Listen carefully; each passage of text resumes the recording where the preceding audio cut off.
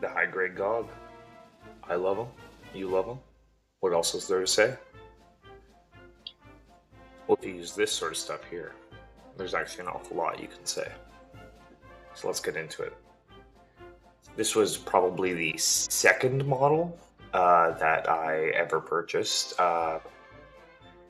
Third, actually, I believe. It went Demi Trainer, Ariel, and then I got myself a Gogg, I believe. And this was the first one that I got the painting bug for. I was watching tons of YouTube videos about Gundam painting and miniature painting, model painting, what have you. Uh, and yeah, I was living in a small town at the time, actually, with not a lot of access to craft supplies or craft stores, Michaels, hobby stuff. So I went to the local dollar store. Ended up grabbing myself the three primary colors and a brown and a black of this Deco Art Crafters acrylic. Probably 90 cents a bottle, 95 cents, maybe a bit more, but nothing to write home about.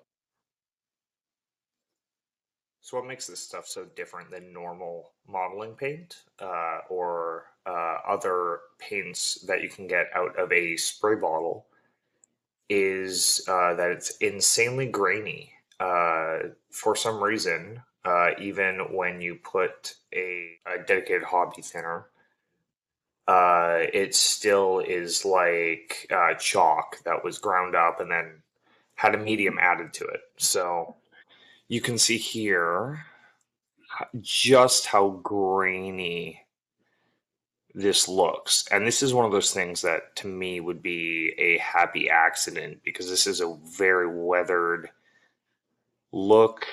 This is an underwater kit, so there would probably be, some corrosion on the metals and the like. You can see this is, I put this guy together and just painted him as is, so the feet are not painted. The insides of the legs are not painted. I have since learned a bit better than this, but this was me going at it for the first time. So, essentially, I use the normal out of the bottle primary yellow, and that actually got a very good anime accurate sort of very 70s yellow submarine look. This is red for the vents in here, obviously, and I think I should have done another coat because you can definitely see the primer, the gray primer peeking through. So this was another thing. I had to go to a Rona, which is, a hardware store that's in Canada, it might be in the States, and I asked if they had primer, didn't say for what. It's very much a home improvement sort of store, not a lot of hobby specific stuff, but I was able to find an outdoor primer for like priming tables and furniture and crafts and what have you that said it would stick to plastic. And then I looked for a rattle can of top coat as well at that Rona. And the rattle can that I ended up getting was basically a varnish, which, maybe someone can tell me what the huge difference is between a varnish and a top coat. But essentially, to me, they're practically, functionally the same. But this was made for furniture, so it has this very like woody sort of look to it, very glossy. This was painted almost 2 years ago now, definitely over 2 years ago now, actually. All right, so let's get into a checkup and diagnosis.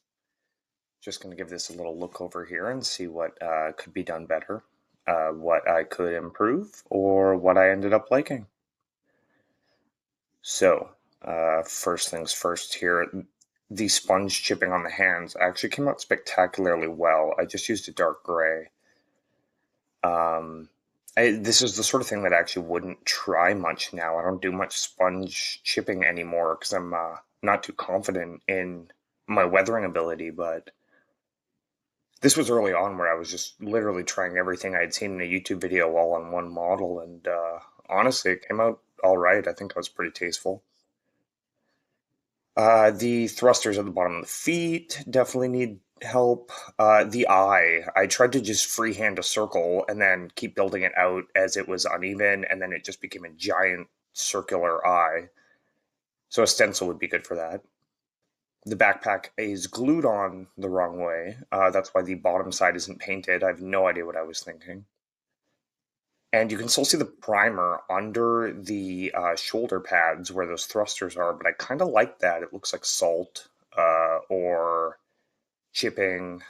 So there are some parts that did end up getting scraped off in moves and stuff. And honestly, I think it came out okay here. Giving it one more over here. The inside of the arm joints, each individual joint, I did not paint, and you can actually see the raw plastic, not even the primer, as well as on the balls for the fingers. That would be pretty easy to just go over and weather, or even wash. This guy's looking pretty primary, pretty, you know, stark colors. So a brown wash or a black wash would really make this guy look a bit more realistic, but I kind of like how he looks like he hopped out of the anime. I think this is one of those happy accidents, like I said. So yeah, there you can see the balls on the fingers, definitely very raw plasticky, but they're a little bit loose too, so some paint on those balls definitely would have helped. But this is all cheap acrylic paint that would have scraped off anyways, probably even with the top coat, I feel. And I kind of want to close this out with a little memory lane post-mortem on the model. So I painted this actually when I had just gotten out of essentially a 10-year long marriage. Was trying to find a new hobby to do, something to do with my hands. So I wasn't just looking at video games all day. I apologize, squeaking, the dogs next door are kind of going off, but maybe I can edit that. All right, so yeah, I ended up putting this guy in the commercial kitchen where I was working. I was a kitchen manager at the time. So this guy probably got covered in all sorts of grease and dust and oils and what have you. But it's holding up all right. And yeah, somebody that I was dating at the time actually just started dating. She gave me a flower, a rose, to put in the hand of this Gogg. And it was in my kitchen with that Gogg, and I was going to dehydrate the flower and try to make it part of the diorama so it would always stay there. Miraculously, it ended up holding up okay. It never dried out, but it just wouldn't survive a move, right? One of those things.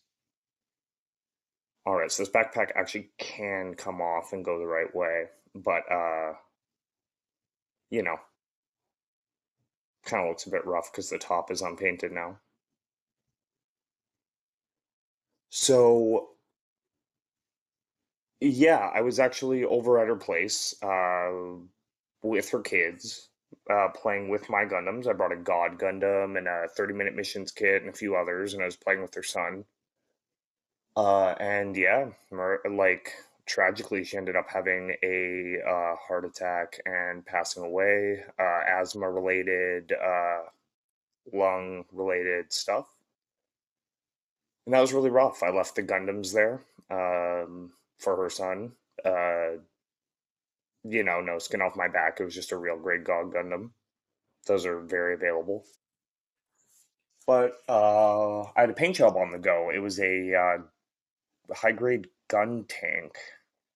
And I almost quit the hobby, trying to get back on the horse after something like that tragic happens. But you kind of get into the mindset, or at least I did, that if I let the trauma of that experience get to me and I stopped doing modeling, that would just be another victory that trauma, that incident would have over me, right? So it's one of those things where you kind of got to get back on the horse and do it with respect to that person. And yeah, essentially it's been up and up since then, and modeling has really helped me get at peace and clear my mind.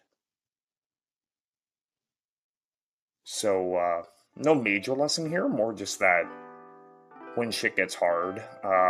It's nice to have something like modeling to use as almost like a memory token. To be like, ah, yes, I remember where I was then, or I remember what happened then. And I could go back and improve this guy, but honestly, he holds up well as a nice little memory. And if I ever do another Gogg, it'll look radically different. This seam here really needs to be glued shut, though. That's the one thing that really kind of kills me with this model.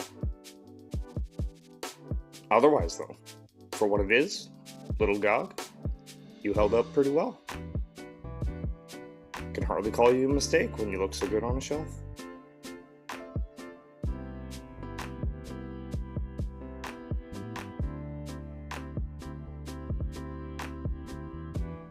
So I'm probably going to call it here. Sorry about the production values, but only up from here. Just figuring out the kinks, and any feedback's appreciated.